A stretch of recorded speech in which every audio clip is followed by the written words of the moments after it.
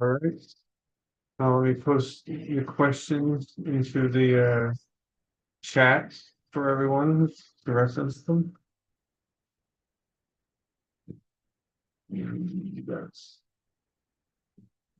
That's nice. All right. So I would like to start by saying that today we're going to talk about phone use in everyday life, connection, convenience, and distraction. Um, this subject is just for all of us who are learners. I personally am learning. Um, a learner just like everyone else. Um, I'm a teacher, and what we're going to start with is this question of what's the first app you open when you pick up your phone in the morning and why? And I would say that the first app I open is text messages and emails. Gmail app, like checking emails from um, updates about other people, work, and everything. Maybe bills I have to pay. Those are that's usually the first thing I check. Yeah, what about you, Herbert?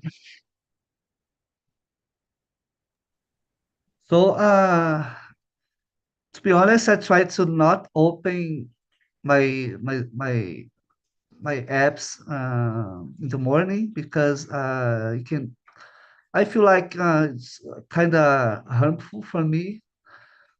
I tend to grab a breakfast before, after all, or before my pick up my phone. But definitely when I one of the first apps I open is WhatsApp because I'm a driver in my spare time. I'm not a driver, a professional driver, but I have some customers that really contact me to take them from a point to another point in the city. And so I usually pick up my cell phone to just to take a look at my agenda, and if someone is asking me for something, and yeah, WhatsApp and Instagram as well. Thank you, Herbert. What about you, Ziana? In my case, is WhatsApp. Is the first app I always open in the morning, and I feel that look inside the WhatsApp. It's something like it's something that helped me to wake up more, a little bit more, because when I wake up in the morning, I feel like I still sleeping a little. So open WhatsApp, see the messages and talk to someone help me to wake up a little bit more. So basically because of this. Thank you, Ziana. Next question is, do you feel more connected or more distracted by the notifications you receive throughout the day? I feel uh, connected. I feel like I have, connections to all my family members. I work. If I didn't have that, I would be completely lost on everything. I would know, if one of my family members is getting married or having kids or if my job is, promoting me or laying me off, you never know. If something like that, you just I feel like I have to know these things instantly because you never want to like wait a few days. What do you think, Herbert?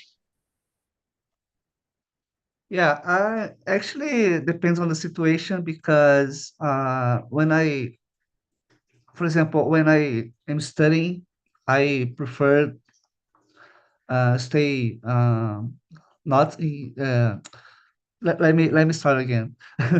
uh, Actually, depends on the situation because I feel more connected with my family and friends when I am, for example, in the gym, working out, or maybe walking the streets. I feel more connected by using my smartphone and getting notifications. But when I'm studying English, for example, when I'm yeah studying something, I just hate my smartphone. I have to I have to put it in airplane mode, right? So that nobody distracts me sending notifications. So yeah, depend on the situation, basically. Thank you, Herbert. What do you think, Deanna? Well, in my case, nowadays, it's being a little difficult for me to deal with this virtual connection because I am away from my country, from my family, from my friends. So I always want to take a look on my cell phone to see if I have some notifications about something that is happening. And this is being a little complicated because this is distracting me on the things that I have to do. For example, today I was at the library doing my research in the computer, and I almost always took a look on my cell phone to see the notifications. And this is being so complicated to deal with. And this usually is not a problem that I have because I can control myself. But in these months that I'm here in the USA, I'm feeling that the cell phone and the online connections is everything that I have with my people from Brazil. So I feel like I need to take a look on my cell phone. But I'm trying to be a better person in this thing. By the way, Jared, are you living in the USA or in Brazil right now? I'm in the USA right now. Oh, nice. Nice. Yeah, that's So really are you cool. learning Portuguese? I'm learning French. Oh, Mhm. so you don't speak Uh, Portuguese? I spoke a little bit of Portuguese years ago, but then I had switched to French. Oh, nice. Yeah. This next question is, how has having instant access to maps, messaging, and information changed your travel habits or daily routines? Um, Having maps is very convenient to getting around. Absolutely convenient. I never take it for granted. I am thankful that such a technology I can find like one of the best paths sometimes through traffic or if there's like a car wreck or something that's having debris on the road. There's like all these little details that um they tell you that's on the path to where you're going. And I really do appreciate that. And then with messaging and information change your travel habits. Well, I don't think I can do a road trip without maps and you know having to knowing what the weather is because like if I go on for a long drive, I need to know the weather conditions and what to avoid or if I need to stop because if it starts raining real hard or if it's snowing and roads get icy, it's best to just avoid altogether. What do you think, Herbert? Yeah, I remember when I was a teenager, maybe young adults. We didn't have um, Waze app and this kind of applications. But when it comes to driving, I think the maps in these apps has changed the way we drive daily. So yeah, I believe that the maps has changed me more than my daily routine. But yeah, when it comes to traveling, I think changed a lot, definitely. But my daily routine, not much. I think yeah, daily routine is uh not changed so much. Thank you, Herbert. How about you, Ziana?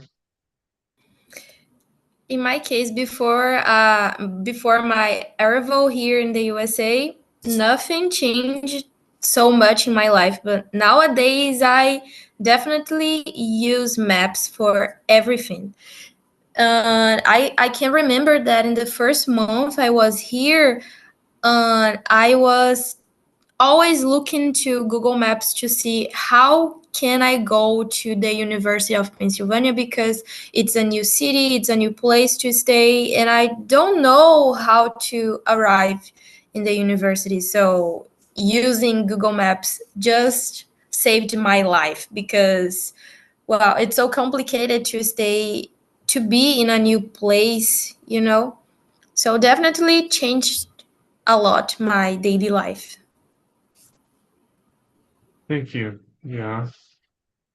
Um, the question is have you ever experienced tech burnout or digital fatigue? What signs did you notice and how did you address it?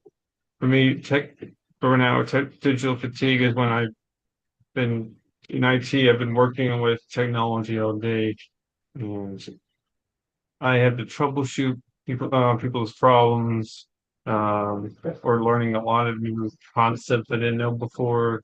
It can be a long day of just back to back troubleshooting. And when I go home and finish everything, I just don't want to touch anything piece of technology. I just want to rest my mind, and I do appreciate, the parts of the year where I take a vacation and I can just turn off my phone or something, because it's, being from a screen all the time can be bad, bad for my eyes, or just be tiring.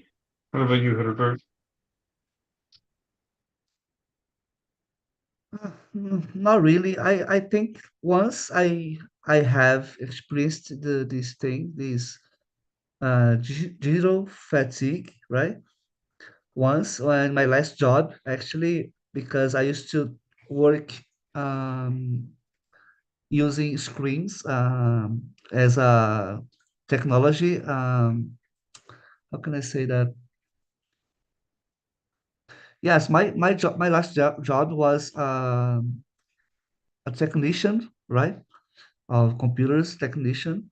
So I used to work in front of the computer all the time, whole day. And I remember once I got stressed, I think, and a little bit overwhelmed. But nowadays I'm kind of retired. I don't work using screens. And yes, I actually I yeah, I think that's it. Thank you, Herbert. What about you, Gianna? Well, actually, nowadays I'm having a lot of digital fatigue, especially because of my research, because of my master's research. I'm using a lot of computer during a long time of my day. I need to be in the front of a computer doing my research. And last week, I can remember that I was like, oh, Jesus, I can't be here anymore, or I'm gonna be crazy to stay here just looking to this computer. I need to go out of here. So I am experiencing a lot of digital fatigue because of this, and also because I need to be on the cell phone to talk with my friends, to talk with my family, to talk with people around me, to know about the people. So basically this. Thank you, Tiana. The next question is, what strategies or boundaries do you use to manage screen time? Examples like do not disturb, app limits, or phone-free zones. I, when it gets closer to like the night, like or when I'm about to go to sleep, I just have it on do not disturb or sleep mode. My phone that way, I don't have to when I go to sleep. I don't have to think about a bunch of things. A lot of things that need to be pushed until the next day. I can't just hold on and think about it. It's not. It can be stressful. There's always just pushing the limits, especially and also when you have too much information overload. If like you just and your eyes are just in front of the screen, it's gonna make it very hard to sleep. What do you think about that, Sybil?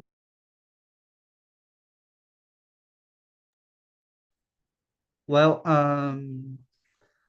as I said, in the past, I used to working in front of screens, and also I was addicted with video games and stuff.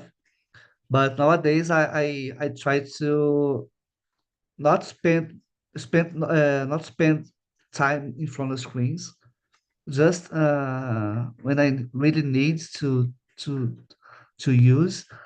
For example, in the talk, I need to be here, and also when I am studying English because I use YouTube for that, and so my strategy is basically use screens just when I really need to use, right? I I don't spend a lot of times in front of screens seeing futilities. I don't know if this word exists. Frivolous things, right? I don't spend a lot of time watching frivolous things. So basically, that's my strategy. I just use computer when I really need to use it. Thank you, Herbert. What about you, Tiana? One more time, nowadays I'm not having a lot of strategies to deal with or even manage screen time because of my research. I'm using a lot of computer, a lot of screen time, and I also want to keep connected with my friends and my family, so my cell phone is everything that I have to do it. So I spend a lot of time on the screens, and that's it. But I'm trying to, for example, at night I try to don't use this a lot. I try to use Kindle to read a book or things like that, to listen to a little of music, but I'm not so controlled about screen time. I'm having a lot of screen time day by day. Thank you, Tiana. Oh, and if you don't mind me asking, what are you researching and mastering in? Yes, Yeah. it's about hospital school program. Basically, is for children, teenagers, and young people who are inside a long-term treatment inside the hospital, and we can provide some teachers to stay inside the hospital and do something similar to a classroom to uh, pass some activities, to have maybe a whiteboard, a table, and do things like that. So my research is about this kind of things inside the hospital. Really cool. So this next question is, in what ways do smartphones affect your face-to-face interactions with friends, family, or coworkers? Um, I have a feeling that a lot of people, they, at least who I worked with in the past, they are more comfortable saying a lot of weird or crazier things on text message than they would say in person. I don't know I don't know why they feel like they like I see them every day and they decide that, you know what, let's post something weird. Um, Friends and family, well, uh, friends kind of the same thing, but it's okay. But family, they don't usually do anything weird. They're very normal people. And I do like that I can chat with family, and I sometimes once in a while call and to see, you know, how they're doing. They check on me. It's very very mutual. And I think if I didn't have that, like it would be very different experience. If I didn't have the ability to call, then sometimes when the next time I see my family members, sometimes maybe months or years, there's like so much missing information. It's hard to catch up. So trying to, you know, break you up into pieces over time, trying to call and see how things are developing in their life is very sweet and like that. What about you, Herbert? Yeah, definitely smartphones has affected my face-to-face interactions a lot because, for example, when it comes to friends, I think they're affected in the bad way, um, because I'm not antisocial, but it becomes easier to talk to friends, especially those I live far away from me. And I usually talk to my friends uh, by using smartphones, so become more difficult to um, attend a meeting in person because of that. But when it comes to my family, it became easier, way easier, because I don't live in the same city of my family. I live like 2 hours from my family, and smartphone um, made my life easier, way easier, to talk to my mother and my aunts, my grandma. And yeah, I think that I don't have coworkers anymore because I work by myself, so I don't have any coworkers. Thank you, Herbert. What about you, Ziana? I think that at the same time, it could be something that it's helpful, just like Herbert said.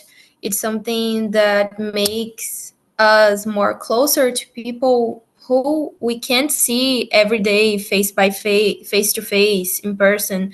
So it's a great opportunity to connect, to be connected with these people.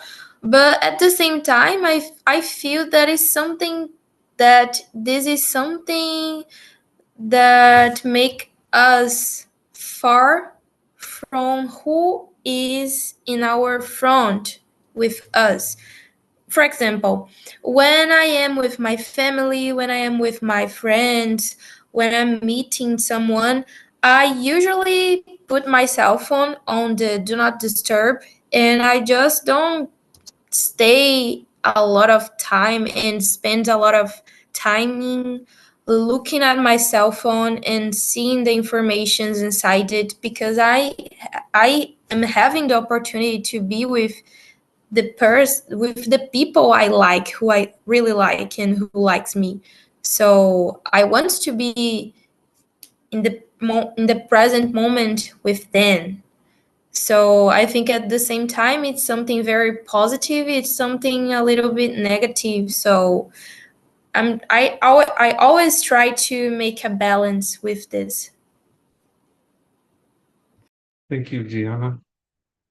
Next question is, can you share a creative or unexpected way you've used your phone to solve a problem or learn something new? I personally can't recall anything creative. I just, do the standard looking online for any information or any missing gaps of knowledge I need for a certain topic.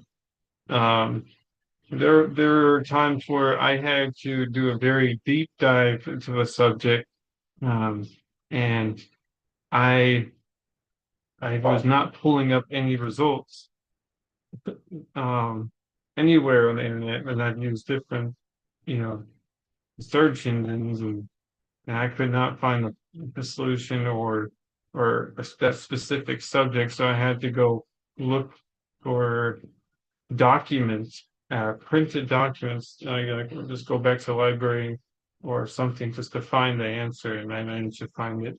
But not, but that's about it. Sometimes the phone doesn't have all the answers. What about uh, what about you, Herbert? Yeah, I definitely rely on my smartphone because, for example, whenever I need to fix something in my house, like um, for example, I don't know, maybe fix a door. Maybe my door is broken, so I need to fix my door.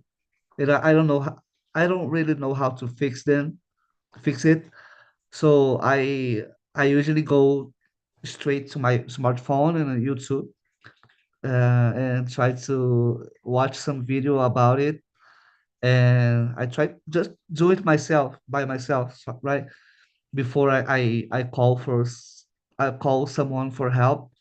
I try to fix it by myself by using my smartphone. So I find really useful nowadays smartphone for everything, basically everything. Um, Whether it's like learning a second language or learning something or make a search, research about some problem. So yeah, that's it. Thank you, Herbert. What about you, Gianna? Well, I can't remember something specific, but I always use my cell phone to learn about things I don't know, to learn about recipes that I want to make, that I want to cook. And it's just like Herbert said, something that we need to fix. We can take a look on the internet. So basically this, I don't have too much to say about this. Thank you, Gianna. The next question is, how comfortable are you storing personal data, photos, finances, health info on your phone, and what security measures do you take? I personally, I don't like to store all my information on one single device. I have to split up different devices in case something breaks, or they couldn't sync anything to a cloud. So I just divide up. I do the standard for passwords, but lately I've been doing a lot of multi-factor authentications, um, or any things. I maybe even sometimes even encrypt uh, information or special files. I just don't, or anything health related. I have to be very careful because I don't want health information to go out, or finances. So I always try to be very cautious and try to uphold a bunch of security um, standards. And due to me being in IT, I know a lot of the threats that could happen. There's a lot of different ways people could hijack or take my information. I'll always I put like a giant uh like virtual brick wall on everything. Uh, what about you, Hector?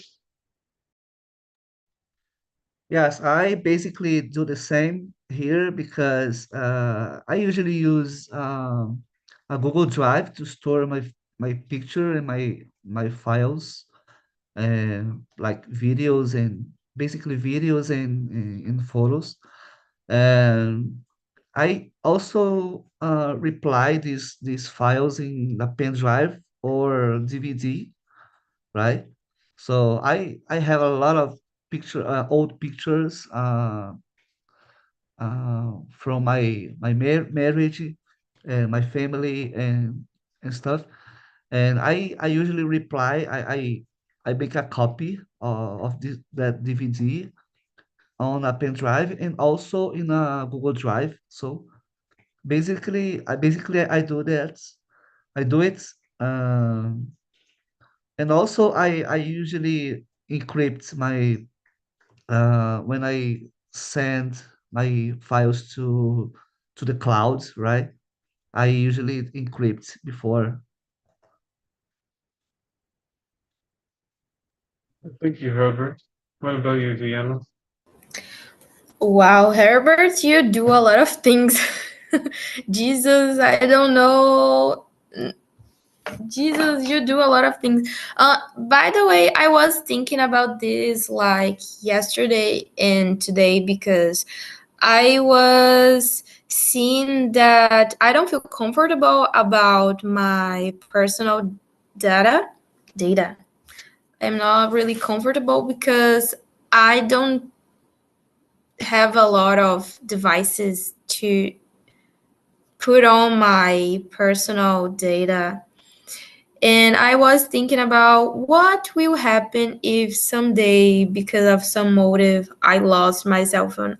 I am going to lose everything because I don't have something to to store my personal data. And this is something that I want to take care a little bit more. I want to think about this a little bit more. Thank you, Oh, Deanna. I've just remembered that I use also Facebook as a storage. I use the Facebook. Never tried that before. Well, the next question is, how do smartphones enhance your productivity? In what ways do they hinder it? For me, when it enhances my productivity, when I just, you know, I just need to quickly search something up. Maybe I'm on a phone call and there's like, or and I'm just trying to like I find a word to say. I just don't know what to say, so I look it up real quick and then I say it, and then you know communication continues on. But as for what they hinders it, I think that sometimes um, I don't even see what ways it could really hinder it. I think it's just I've only seen plus sides on my end. What about you, Herbert? Mm, okay. I've been using my smartphone um more for studies in English, study English, and definitely my productivity. I don't know how to say this word. Productivity has enhanced a lot. I can't imagine myself studying English without my smartphone because, for example, when I walking down the streets, I used to I usually think about things in Portuguese, and I asked myself, how could I say that in English? So I immediately I grabbed my smartphone and I go to ChatGPT and I see how to say that in English.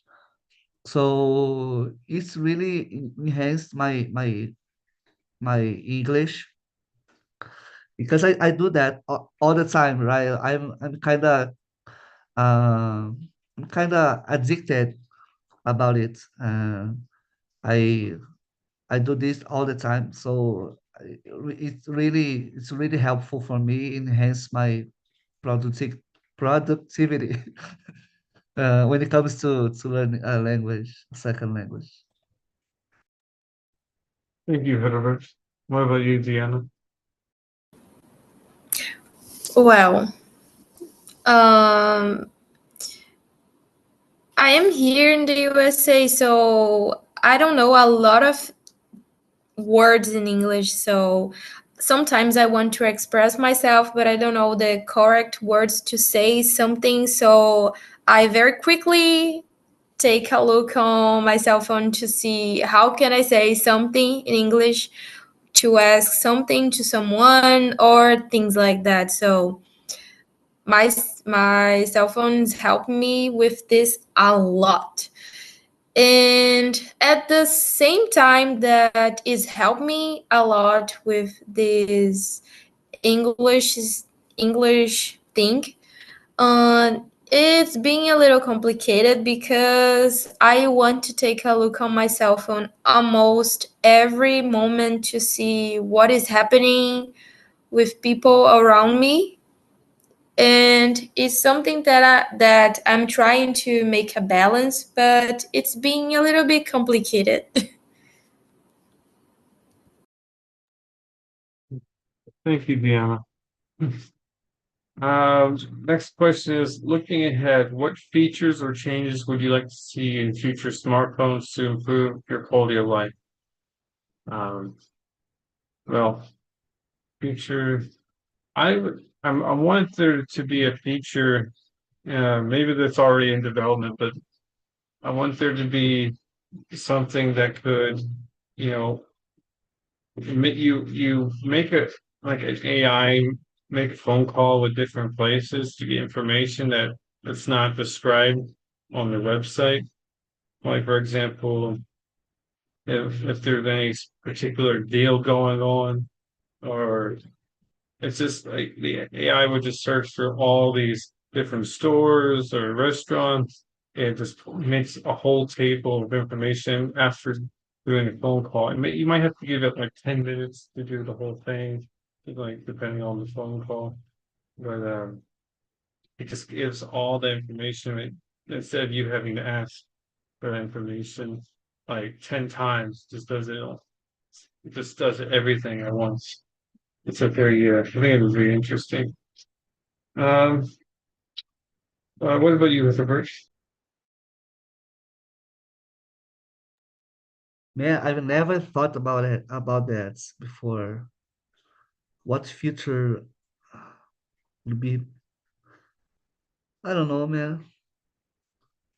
Maybe uh, I'd like to see smartphone uh, no more faster, uh, because my smartphone is not that fast, but I'd like to got another one faster. Maybe smartphone could be uh, more affordable in the future for everyone, and also the apps. I think maybe the apps could be more affordable because, for example, ChatGPT I find uh, quite a bit expensive, at least for me. I don't know about you guys, but I find so expensive, and I'd like to use ChatGPT more for more hours in a day, but I have to pay for it. All right. And I don't have money enough to pay for it, and so I'd like to see these apps more affordable for everyone. Yeah, I agree. I think that's a good thing to ask for everyone. What about you, Gianna?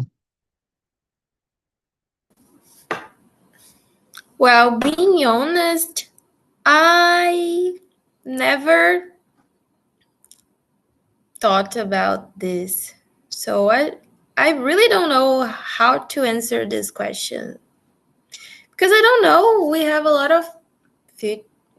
of things in the cell phones and a lot of good technology, and I know everything could be better, but I don't know how. I just don't know. It's okay. Thank you for with all these questions out of the way, what did you two think about this topic in discussion? Starting with you, Diana. Sorry, could you please repeat your question? What do you think about this topic in discussion today? Well, I think it's pretty interesting, and especially because it's something that I am dealing a lot here, because I spend almost all my day on the screen using technology, using a computer, using my cell phone. So reflect about this kind of things, it's interesting because, by the way, and actually I am thinking about this too, and it's good to talk with other people about this. So it's pretty interesting. Thank you. What about you, Herbert? Yeah, I thought this topic was great, interesting, and quite fun because I really like to talk about it and technologies and smartphones, especially smartphones. And I found really great, and because as I always says, I think learning English is not about just speaking English, but also um, enhance our knowledge, right? About our um, life knowledge. I don't know. So I found interesting and a great topic to discuss about. Well, thank you, Herbert, and thank you, Gianna, for both answering. And thank you for being part of this talk and talk. I see both of you next week for the next one. Thank you. Bye. Thank you. Bye bye. Thank you. Bye bye, Jana. Thank you. Bye.